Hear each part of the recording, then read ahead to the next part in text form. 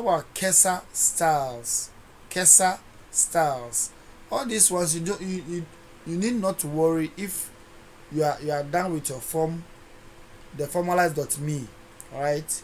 Go to the formalize.me. Look at the examples. Look at the form elements being used, and then just implement it on your web page. But the cursor styles also is an important thing. It allows you to what?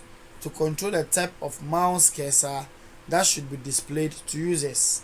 For example, on a form you might decide to set the cursor to be a hand. Let's like the hyperlink hand.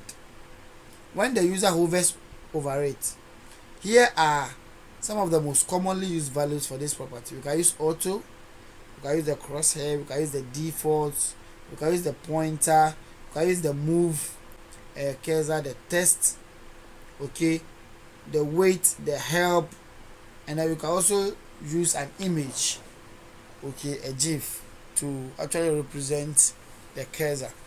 You should only use these values to add helpful information for users in places they would expect to see that cursor.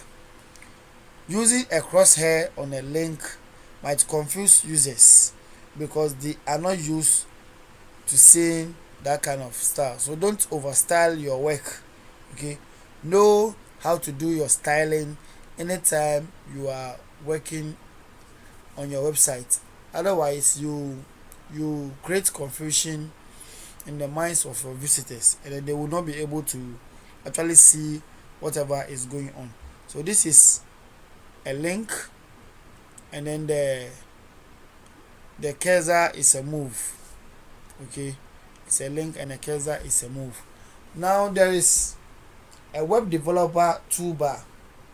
Okay, it's an extension you can also get, which I have downloaded already for Chrome.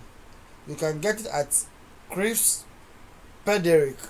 Okay, chrispederick.com/work/web developer. Now you can see CSS styles and HTML structure of a web page. So you can go to the CSS menu and look at the toolbar. It is going to give you a lot of information about how to do your styling.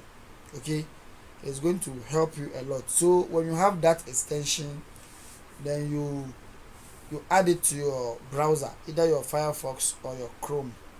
Okay, it is going to help you a lot in styling.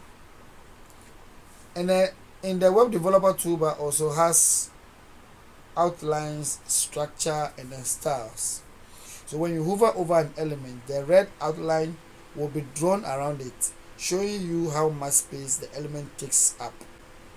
For the structure, while you are hovering over an element, the structure will be shown at the top of the window.